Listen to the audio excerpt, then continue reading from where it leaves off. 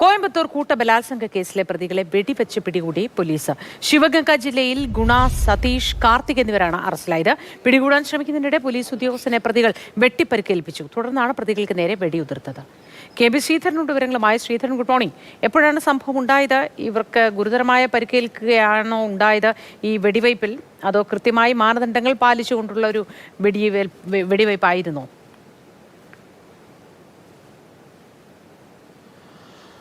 മോത്തി, ഞായറാഴ്ച രാത്രിയോടെയാണ് ഈ പെൺകുട്ടി അതിക്രൂരമായിട്ടുള്ള പീഡനത്തിന് ഇരയാകുന്നത്. ഇതിന് പിന്നാലെ പോലീസിൽ പരാതി നൽകി. പോലീസ് പ്രത്യേക അന്വേഷണ സംഘമൊക്കെ രൂപീകരിച്ച് നടത്തിയ അന്വേഷണത്തിൽ നിന്നാണ് തുടിയല്ലൂരിന് സമീപം ഈ പ്രതികൾ ഒളിച്ചിരിക്കുന്ന സ്ഥലം കണ്ടെത്തിയത്.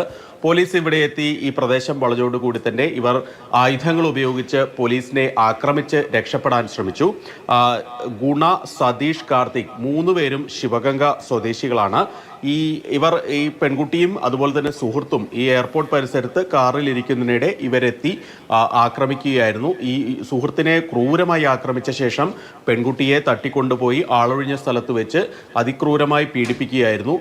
ഏതായാലും ഈ പ്രതികളെ പോലീസിനെ ആക്രമിച്ചതോടെ പ്രതികളെ പോലീസ് വെടിവെച്ച് വീഴ്ത്തി. അതായത് മുട്ടിന് താഴെ കാലിൽ വെടിവെച്ച് വീഴ്ത്തുകയാണ് ചെയ്തത്.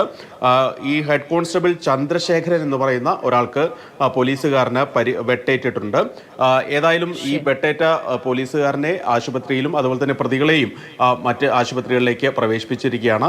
ഈ തമിഴ്നാട് സർക്കാരിനെ സംബന്ധിച്ച്, പോലീസിനെ സംബന്ധിച്ച് വല്ലാതെ നാണക്കേടുണ്ടാക്കിയ സംഭവം തന്നെയാണ് ഈ കോയമ്പത്തൂർ പീഡന കേസ്. 2 ദിവസത്തിനുള്ളിൽ തന്നെ ഈ പ്രതിയെ പിടികൂടാനായത് പോലീസിനെ സംബന്ധിച്ച് നേട്ടമാണ്. തീർച്ചയായിട്ടും ശ്രീധരൻ, ഞാൻ എടുത്തു ചോദിക്കാൻ കാര്യം, എപ്പോഴും ഇത്തരം വെടിവയ്പിൽ ഇതൊരു വ്യാജ വെടിവയ്പ്പാണ് എന്നൊക്കെ വലിയ ആരോപണങ്ങൾ ഉണ്ടാവാറുണ്ട്. ഒരു പോലീസിനെ വെട്ടിപ്പരിക്കേൽപ്പിച്ച ശേഷം കടന്നുകളയാൻ ശ്രമിച്ച ക്രൂരന്മാരാണ് പ്രതികളെന്ന് നമുക്ക് നിസ്സംശയം പറയാനാവുന്ന ഒന്നാണ്. മാനദണ്ഡങ്ങൾ പാലിച്ചുകൊണ്ട് മുട്ടിന് താഴെ വെടിയുതിർക്കുകയായിരുന്നു ചെയ്തത്. രക്ഷപ്പെടാൻ തുടങ്ങിയതാണ്. ശ്രീധരൻ പറഞ്ഞതുപോലെ വലിയ നാണക്കേടുണ്ടാക്കിയ ഒരു സംഭവത്തിൽ അറസ്റ്റ് ചെയ്യപ്പെട്ട പ്രതികളാണ്. അതിക്രൂരമായ ഒരു പെൺകുട്ടിയെ ഉപദ്രവിക്കുകയാണ് ഉണ്ടായത്. ഏതായാലും ഈ പ്രതികളെ ഓടി രക്ഷപ്പെടാൻ അനുവദിക്കാതിരിക്കാൻ പോലീസിന് സാധിച്ചു. ഒരാൾക്ക് വെട്ടേറ്റു എങ്കിൽ കൂടി.